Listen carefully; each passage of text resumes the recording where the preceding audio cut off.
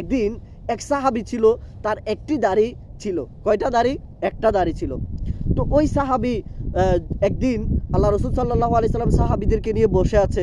তো যখন ওই সাহাবী আসলো, তখন আল্লাহ রসুল সাল্লাল্লাহু আলাইহি সাল্লাম তাকে দেখে মুচকি হাসি দিল। তাকে দেখে মুচকি হাসি দিল। এখন সে যেহেতু তাকে দেখে মুচকি হাসি দিল, তো সাথে সাথে অন্যরাও সবাই কি দিল? মুচকি হাসি দিল। অর্থাৎ আল্লাহ রসুল সাল্লাল্লাহু আলাইহি সাল্লামকে মুচকি হাসি দিতে দেখে সবাই হাসলো।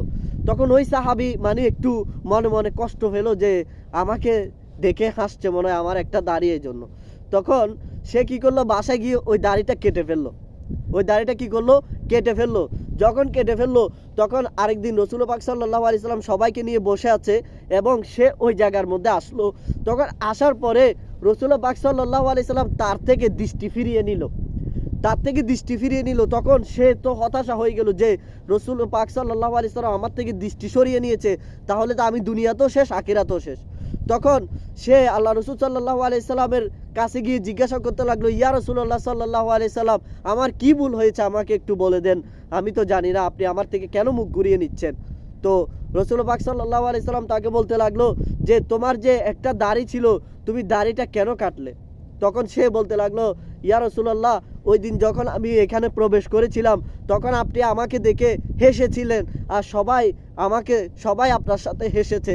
তা আমি সেটা দেখে আমিও কষ্ট পেলাম বা আমার থেকে খারাপ লাগলো, যার কারণে আমি দাড়িটা কেটে ফেলছি। তখন রসুল পাক সাল্লাল্লাহু আলাইহি সাল্লাম তাকে বলল, তুমি এটা কি করলে? আমি তো কেন হেসেছি তুমি কি জানো? আমি হেসেছিলাম যে তোমার ওই দাড়ির মধ্যে ওই দাড়ি ধরে ফেরেশতা খেলাধুলা করতেছিল, আমি ওইটা দেখে মুচকি হেসেছিলাম। আর যারা মজলিসের মধ্যে হাসলো, সবাই আমাকে হাসতে দেখে তারা হেসেছিল। তো সুতরাং প্রিয় ভাই, এখান থেকে কি বোঝা যায়? এখান থেকে বোঝা যায় যে আপনার একটা দাড়ি থাকুক আর গালভর্তি দাড়ি থাকুক, আপনি দাড়ি রাখবেন হচ্ছে আল্লাহ পাকের সন্তুষ্টির জন্য। একটা দাড়ির মধ্যে যদি ফেরেশতা খেলা করে, তাহলে যাদের মুখ ভর্তি দাড়ি থাকে তাদের কেমন ফজিলত রয়েছে, তাদের দাড়ি রাখার কেমন সন্তুষ্টিমূলক কাজ এই দাড়ি রাখা। তাই অবশ্যই আমি আপনাকে বলবো প্রিয় ভাই, আপনার দুইটা আছে আপনি দুইটা রাখেন, আপনার গাল ভর্তি আছে আপনি গাল ভর্তি রাখেন, আপনার যদি কি থাকে এদিকে অল্প থাকে আপনি অল্প রাখেন, এক কথায় আপনি দাড়ি রাখেন। কেননা দাড়ি রাখা এটা আমার রসুল পাক সাল্লাল্লাহু আলাইহি সাল্লামের অনেক প্রিয় একটি সুন্নত, যে সুন্নত আমি আপনি আজকে নাফিতের কাছে গিয়ে নষ্ট করে ফেলতেছি। প্রিয় ভাই, কিছু বলার নাই।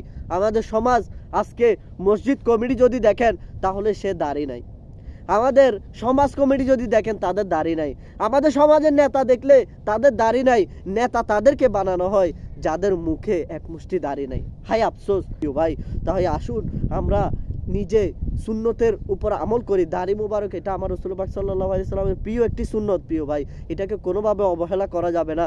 তাই আপনার একটা হোক গালভর্তি হোক, দেখেন যারা দাড়ি রেখেছে বিয়ের আগে তারা কি মেয়ে পায় নাই? আমি নিজেও তো, আমি বিয়ের অনেক আগে থেকে দাড়ি রেখেছি, তা আমি কি মেয়ে পাই নাই? আমি কি বিবাহ করি নাই? আমার কি সন্তান নাই, পরিবার নাই?